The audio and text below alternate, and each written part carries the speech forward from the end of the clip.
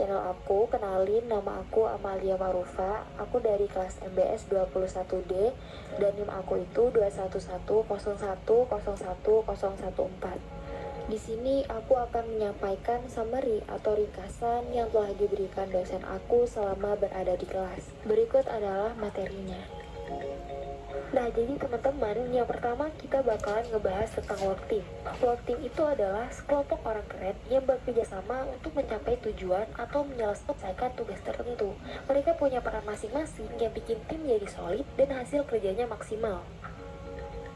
Work team bisa ada di berbagai tingkatan, mulai dari tim di kantor sampai tim proyek besar yang lintas fungsi. Jadi, gak cuma di kantor loh, tapi bisa juga di mana-mana. Ciri-ciri khas work team itu ada yang bikin beda sama kelompok kerja biasa. Yang pertama adalah tujuannya bareng. Mereka punya tujuan bersama yang ingin dicapai, bukan setiap orang maunya sendiri. Yang kedua, salah satu nggak bisa jalan sendiri. Keberhasilan tim ini bergantung pada kerjasama dan situasi semua anggotanya. Yang ketiga, komunikasi. Komunikasi yang efektif sangat penting untuk kelancaran kerja tim. Yang keempat, kolaborasi yang hebat. Semua anggota work team bekerja sama untuk mencapai tujuan bersama. Yang terakhir adalah bareng-bareng tanggung jawab. Mereka punya tanggung jawab bersama atas hasil kerja tim. Nah, biar punya work team yang makin bagus, ada beberapa trik yang bisa kamu terapkan. Yang pertama, mempunyai tujuan yang jelas. Pastiin tujuannya jelas, supaya semua fokus dan bisa kerjasama buat mencapainya. Yang kedua, pilih tim yang pas. Anggota tim harus punya keterampilan yang saling melengkapi, jadi kayak puzzle yang pas banget. Yang ketiga, membangun kepercayaan. Kepercayaan dan komunikasi yang efektif itu kunci buat kerja tim yang oke. Dan yang terakhir, membuat lingkungan yang nyaman. Lingkungan kerja yang mendukung dapat membuat tim semangat dan betah.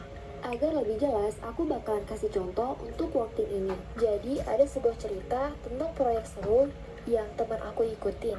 Namanya itu Proyek X. Jadi proyek ini membuat pusat belajar untuk anak-anak dengan teknologi. Di situ timnya memiliki keahlian yang beragam, yang berusaha membuat tempat belajar yang keren buat anak-anak. Ada yang jago coding, ada yang jago desain, dan ada juga yang jago soal mengajar. Setelah beberapa bulan, akhirnya proyeknya sukses. Tempat belajarnya asik banget, anak-anaknya bisa belajar sambil bermain. Ini bukti kalau tim yang solid bisa bikin ide sederhana jadi kenyataan. Gak cuma tim, tapi kayak keluarga yang sukses bareng. Nah, jadi langkah apa sih yang dilakukan untuk mencapai proyek yang sukses? Mereka mencari tahu keahlian masing-masing. Jadi sebelum memulai, kita tahu apa keahlian dan minat masing-masing. Ketika kerjaan dibagi, nggak ada lagi yang kewalahan. Yang kedua, nentuin ide bareng. Jadi kita kumpul, semuanya boleh nyumbang ide dan akhirnya kita punya visi yang jelas. Yang ketiga, membagi tugas. Setiap orang dapat tugas sesuai keahlian. Ada yang bikin aplikasi, ada yang desain, pokoknya sesuai kemampuan masing-masing. Yang keempat, membuat chat grup biar nggak bete. Kita membuat grup chat aktif buat berkomunikasi. Di situ kita bisa cerita progres, tanya pendapat, atau minta tolong. Dan yang terakhir, bantu-bantu dan kasih saran. Kita selalu siap bantu satu sama lain. Kadang ada sesi kumpul buat kasih saran biar kerjaan makin bagus. Intinya, waktu itu keren banget buat mencapai hasil yang terbaik. Selanjutnya, aku bakalan ngebahas sesuatu yang gak kalah seru, yaitu komunikasi. Gak perlu jadi ahli bahasa, kita bisa bahas ini dengan sederhana tapi asik. Nah, komunikasi itu artinya apa sih? Jadi, komunikasi itu kayak ngobrol antar orang dalam organisasi. Gampangnya, ini kayak saling cerita, tanya jawab, atau ngasih instruksi biar semuanya bisa nyambung. Peran komunikasi di dalam suatu organisasi itu apa? Yang pertama, kerjasama. Komunikasi bikin kita bisa bekerja bareng dan capai tujuan bersama. Lalu yang kedua, motivasi. Lewat komunikasi, kita bisa kasih semangat satu sama lain. Misalnya, kasih feedback positif buat ngebus semangat. Yang ketiga, menyelesaikan konflik. Kalau ada masalah, komunikasi jadi kunci buat nyelesain konflik, biar gak ada lagi yang bawa masalah di luar dari hal tersebut. Yang keempat, membuat keputusan.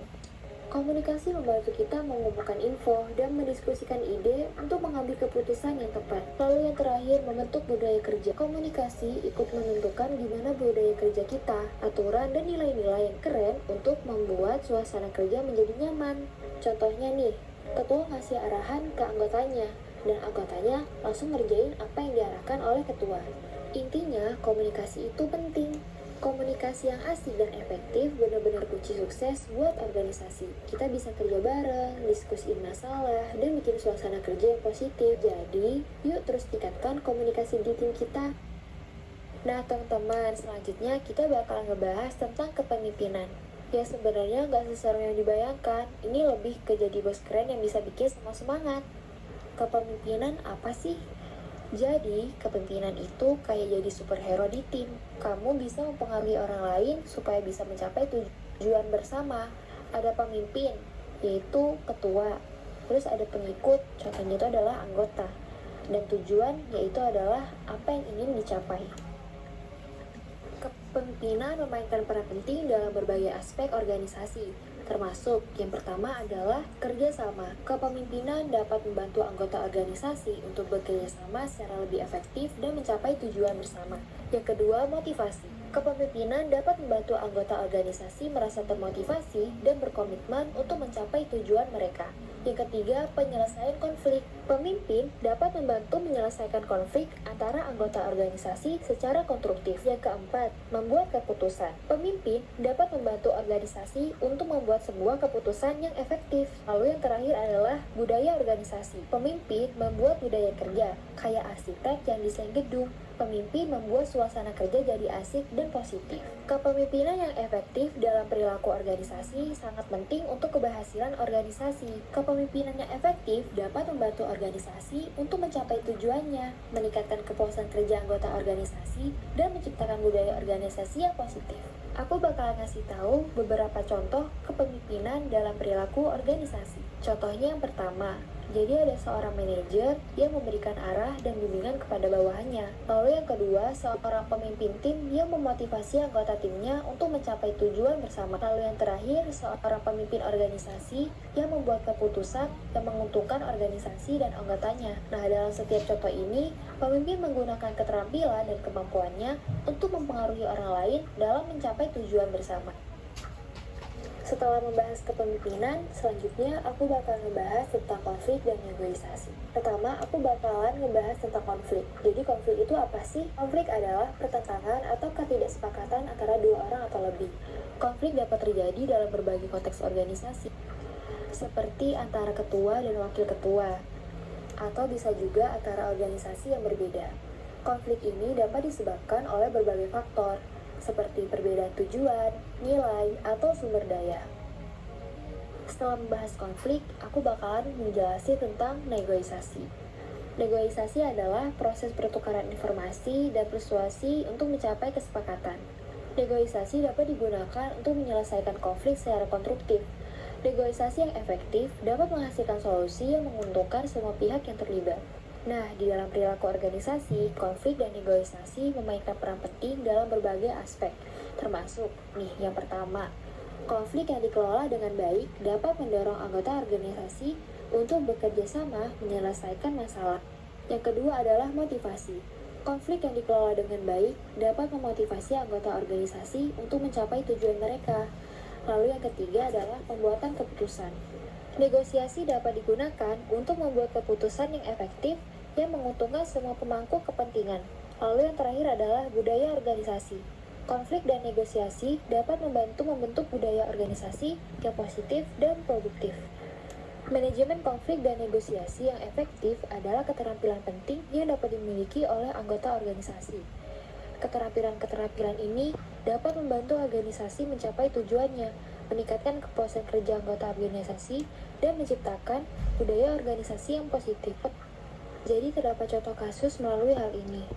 Dimas dan Rian bersaing menjadi ketua himpunan mahasiswa di suatu universitas. Mereka sadar konflik perlu diselesaikan dengan baik, jadi mereka melakukan negosiasi secara terbuka dan jujur. Hasilnya, mereka sepakat bekerja sama. Gabungan visi dan kekuatan masing-masing menciptakan kesepakatan untuk memimpin himpunan mahasiswa dengan harmoni. Hari pemilihan tiba. Suasana di himpunan mahasiswa penuh semangat dan dukungan bersama. Dimas dan Rian bukan lagi pesaing, melainkan tim yang kuat.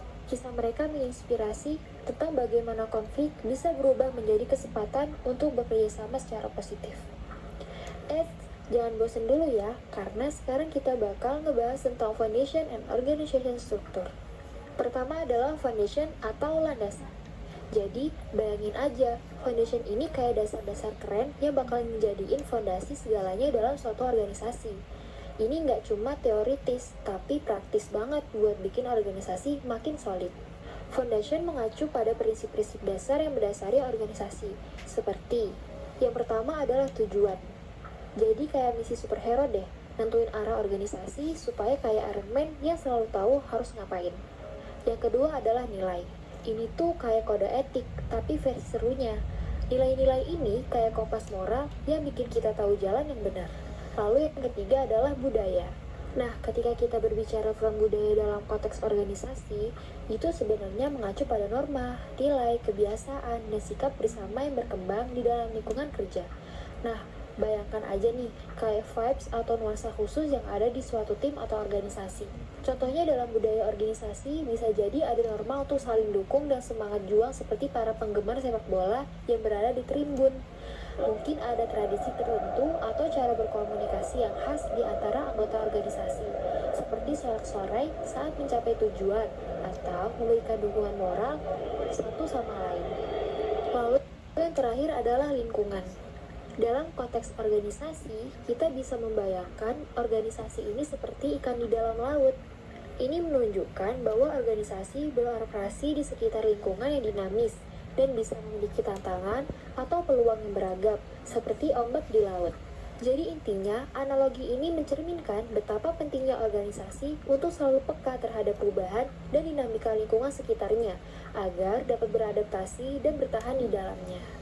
Nah, sekarang kita masuk ke organisasi struktur atau struktur organisasi. Jadi, struktur organisasi dalam konteks perilaku organisasi yaitu mengacu pada cara tugas-tugas pekerjaan secara formal dibagi, dikelompokkan, dan dikoordinasikan dalam organisasi. Struktur organisasi ini bisa kita analogikan seperti desain ruangan di rumah, tapi dalam konteks organisasi. Ini sebetulnya nggak jauh beda sama ketika kita merancang ruangan kerja yang nyaman di rumah. Yuk kita bahas lebih rinci tentang apa saja yang ada di dalamnya. Yang pertama itu ada tanggung jawab. Setiap orang punya tugasnya sendiri seperti karakter di Avengers yang punya peran unik. Jadi kayaknya kalau ada yang hebat dalam teknologi itu seperti Iron Man, dan ada yang jago strategi mungkin kayak Captain America. Lalu yang kedua adalah komunikasi. Ini tuh kayak kita punya grup chat super rahasia di mana kita bisa saling berbagi ide, curhat, atau bakal lempar lelucon kocak. Jadi kalau ada yang punya ide cemerlang, bisa langsung diserahkan seperti superhero yang memberikan tips luar biasa. Lalu yang ketiga adalah proses pengambilan keputusan. Nah, ini tuh kayak lagi main board game loh. Jadi bayangin aja, kita semua lagi duduk di meja, terus ngambil keputusan bareng-bareng. Nah, setiap keputusan yang diambil itu kayak kartu-kartu di board game yang harus pas dan nyambung. Kalau berhasil, jalannya permainan makin seru dan kita berhasil melangkah maju. Nah, gitu juga dalam organisasi. Setiap keputusan harusnya nyambung dan bikin jalannya kerja makin seru dan efisien. Lalu yang terakhir adalah koordinasi. Ini tuh kayak lagi nari bareng, tapi versi kerja tim. Jadi, bayangin aja kita lagi dansa bareng. Semua orang geraknya serentak tanpa ada yang langkahnya salah. Nah, dalam organisasi, setiap bagian bekerja bersama-sama, kayak nari dalam koordinasi yang pas. Jadi, semua bisa saling bahu-membahu untuk mencapai tujuan bersama. Keren banget kan kalau semua bisa bekerja sama dengan lancar dan efisien? Dengan memahami struktur organisasi, kita kayak jadi arsitek kegiatan dan strategi yang efisien. Nah, jadi foundation dan struktur organisasi itu bisa diibaratkan seperti sahabat dekat bagi organisasi kita. Mereka bukan hanya konsep-konsep di buku, melainkan seperti panduan praktis yang berguna untuk membimbing kita sehari-hari dalam menjalankan kehidupan di dunia organisasi. Selanjutnya, kita beralih kepada budaya organisasi. Budaya organisasi itu kayak DNA yang membentuk cara kita berpikir, merasakan, dan bertindak di dalam suatu kelompok. Dalam organisasi, budaya organisasi ini mencakup nilai-nilai, asumsi dasar, norma perilaku, praktek, dan simbol-simbol yang diwariskan dan dipelajari oleh anggota organisasi. Contoh sederhana dari budaya organisasi di kampus bisa kita temukan dalam nilai-nilai yang dianut, asumsi dasar tentang potensi setiap mahasiswa, norma perilaku seperti sikap sopan, serta praktik dan simbol seperti upacara wisuda atau ritual penerimaan mahasiswa baru. Budaya organisasi ini punya pengaruh besar terhadap berbagai aspek di dalam organisasi, mulai dari kinerja, strategi, hingga inovasi. Nah, tentu saja budaya organisasi itu nggak tetap dan bisa diubah. Organisasi bisa memperkuat budayanya dengan cara komunikasi yang baik, menciptakan praktik dan simbol yang mendukung nilai-nilai, dan memberikan penghargaan kepada anggota yang sesuai dengan budaya organisasi.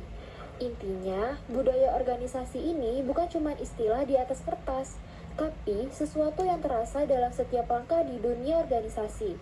Dengan memahaminya, kita bisa jadi lebih efektif dalam bekerja, dan organisasi pun bisa mencapai tujuannya dengan lebih baik. Selanjutnya adalah Organization Change and Development atau OCD. Jadi, OCD itu seperti ahli sulap di dunia organisasi. Kayak dia tuh proses ajaib yang pakai ilmu pengetahuan tentang perilaku manusia untuk membuat organisasi jadi lebih oke, lebih efektif, dan bikin semua anggota seneng.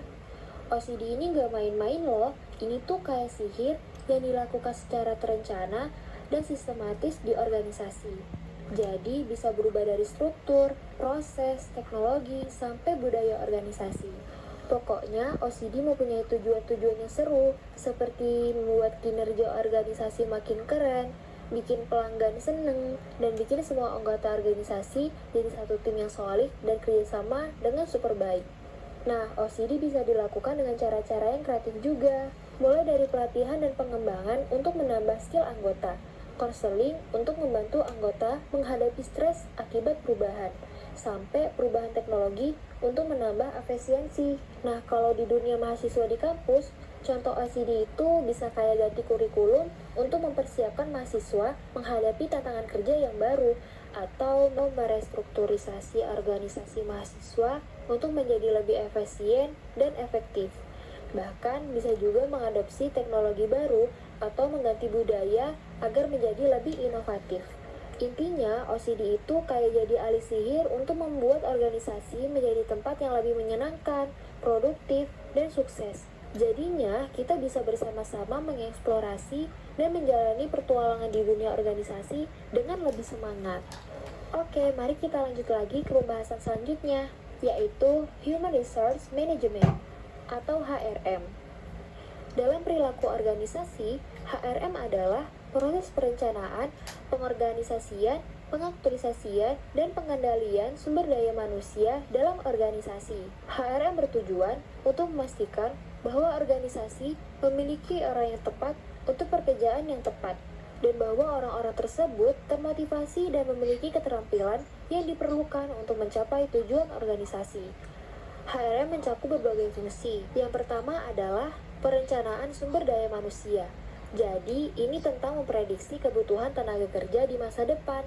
Lalu yang kedua, merekrutmen dan seleksi. Membuat pilihan yang pas banget untuk setiap peran dalam organisasi.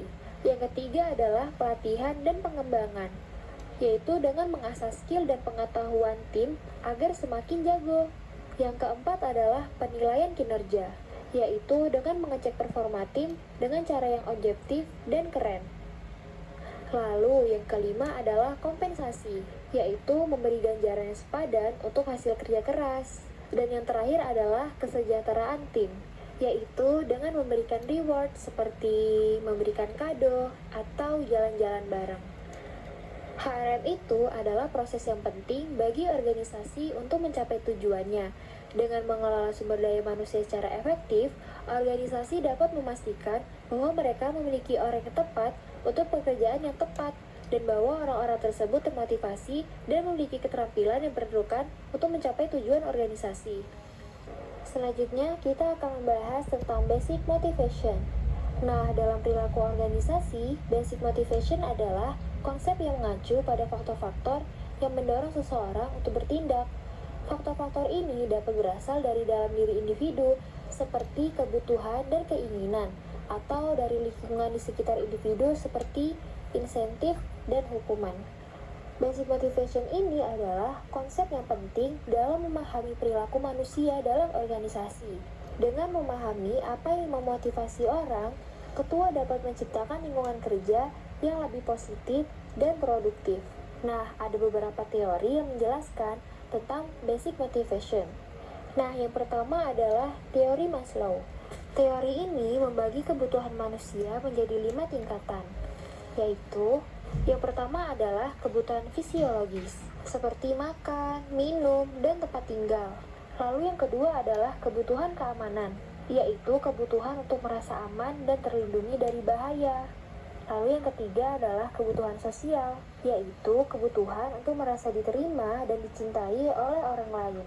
Nah, lalu yang keempat itu adalah kebutuhan penghargaan, yang dimana kebutuhan untuk merasa dihargai dan diakui oleh orang lain. Lalu yang terakhir adalah kebutuhan aktualisasi diri, yaitu kebutuhan untuk mencapai potensi diri yang tertinggi.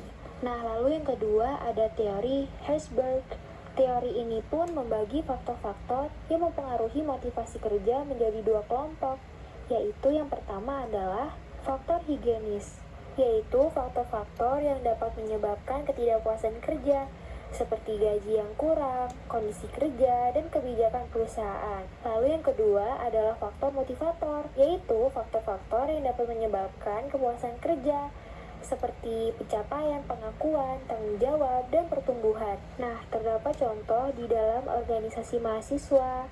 Contoh yang pertama itu, misalnya, ada mahasiswa yang pengen ikutan organisasi untuk belajar hal-hal baru, kayak kepemimpinan, manajemen, dan teamwork. Mereka termotivasi untuk mencapai potensi diri tertinggi. Lalu ada juga yang aktif di organisasi karena pengen kenal banyak orang dan bangun hubungan sosial. Motivasi mereka itu datang dari kebutuhan sosial, ingin merasa diterima dan dicintai oleh orang lain. Lalu ada juga mahasiswa yang ingin menjadi pemimpin di organisasi, mungkin karena dia ingin memberikan dampak positif di komunitasnya. Motivasi mereka datang dari kebutuhan penghargaan, yaitu ingin merasa dihargai dan diakui. Intinya, memahami basic motivation itu dapat membuat ketua atau pengurus organisasi mempunyai kunci sukses membuat anggota semangat dan produktif. Nah, kamu bisa menerapkan tipsnya. Yang pertama adalah kamu bisa mengenali kebutuhan anggota. Jadi kamu tahu apa yang membuat mereka semangat bergabung dengan organisasi. Kedua, kamu bisa memberikan kesempatan bagi mereka untuk selalu belajar dan berkembang. Jadi anggota bisa terus maju. Lalu yang ketiga adalah menciptakan lingkungan yang positif dan suportif agar anggota merasa dihargai. Lalu yang terakhir, jangan lupa memberikan pengakuan dan penghargaan untuk setiap prestasi. Hal ini dapat membuat mereka lebih semangat. Nah, semoga organisasi kalian selalu jadi tempat yang penuh semangat dan keceriaan ya. Nah, ini adalah menjadi poin terakhir pada sesi kali ini, yaitu mengenai Foundation of Group Behavior. Dalam perilaku organisasi, Foundation of Group Behavior bisa disebut sebagai landasan dasar atau fondasi untuk memahami bagaimana individu berperilaku dalam suatu kelompok.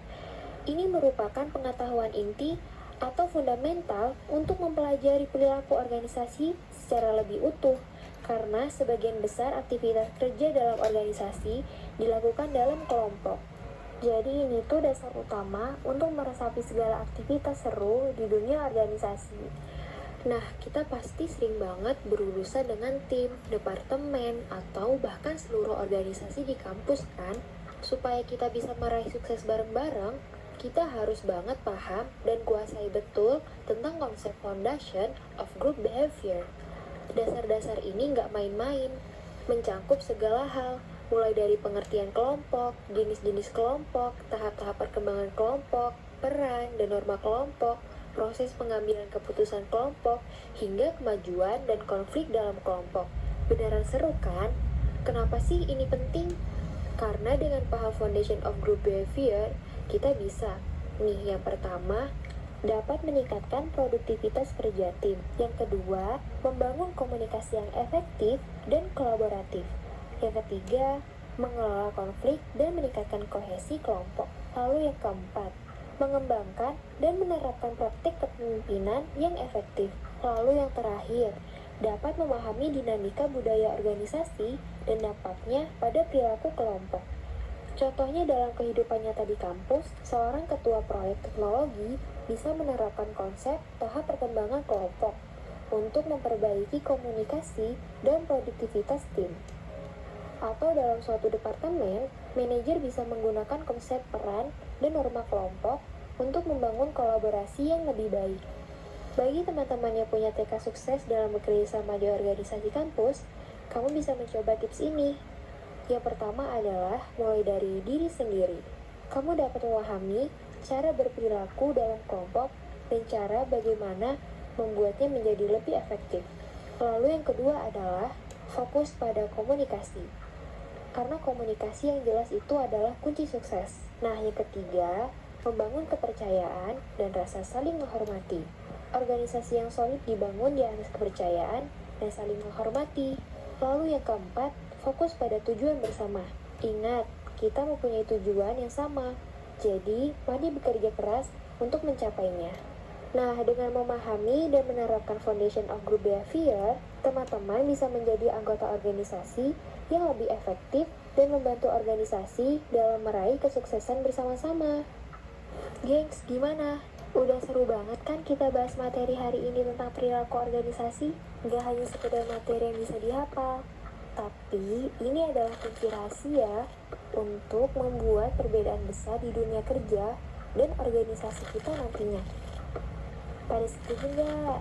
Dan sekarang saatnya kita terapkan ilmu kita. Jangan cuma buat tugas atau ujian, tapi benar-benar kita terapkan dalam kehidupan sehari-hari dan di organisasi kita.